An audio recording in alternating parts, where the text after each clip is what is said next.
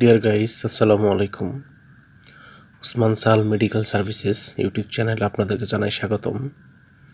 আশা করি আল্লাহর রহমত আপনারা সবাই ভালো আছেন।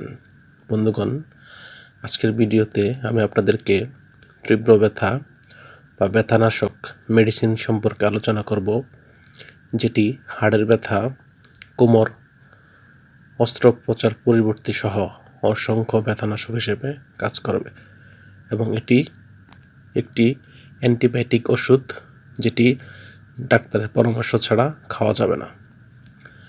তবে আলোচনাটি শুরু করার পূর্বে আপনাদের প্রতি অনুরোধ, আপনি যদি আমার চ্যানেলে নতুন হয়ে থাকেন তাহলে অবশ্যই চ্যানেলটি সাবস্ক্রাইব করে লাইক, কমেন্টস এবং শেয়ার করবেন। বন্ধুগণ, আমাদের শরীরে বিভিন্ন ধরনের ব্যথা, যেমন হাড়ের ব্যথা, কোমর ব্যথা, অস্ত্রোপচার পরিবর্তী ব্যথা ইত্যাদি ব্যথা হয়ে থাকে। এসব ব্যথা বা ব্যথানাশক ওষুধ হিসেবে ডাক্তারগণ তাদের পরামর্শপত্রে যে ওষুধটির কথা লিখে থাকেন তার নাম হলো টোরালিন ট্যাবলেট।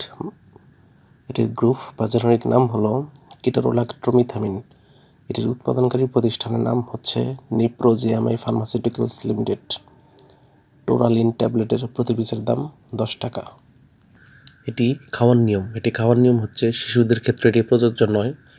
অন্যদিকে প্রাপ্তবয়স্কদের ক্ষেত্রে ডাক্তারের পরামর্শ অনুযায়ী 10 মিলিগ্রামের ট্যাবলেট দিনে 3 থেকে 4 বার অথবা ডাক্তার যেভাবে বলবে সেভাবে সেবন করতে হবে। অর্থাৎ যেহেতু এটি অ্যান্টিবায়োটিক ব্যথার ঔষধ, এটি ডাক্তারের পরামর্শ ছাড়া কোনোভাবেই সেবন করা যাবে না বা নিষিদ্ধ। গর্ভাবস্থা এবং স্তন্যদানকালীন সময় এটি সেবনের পূর্বে ডাক্তারের পরামর্শ নেবেন।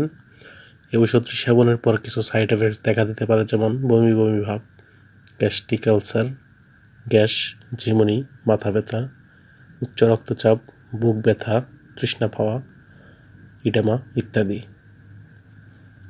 ওষুধটি আলো তাপ থেকে দূরে ঠান্ডা এবং শুষ্ক স্থানে রাখতে হবে এবং অবশ্যই শিশুর হাতের নাগালের বাইরে রাখতে হবে।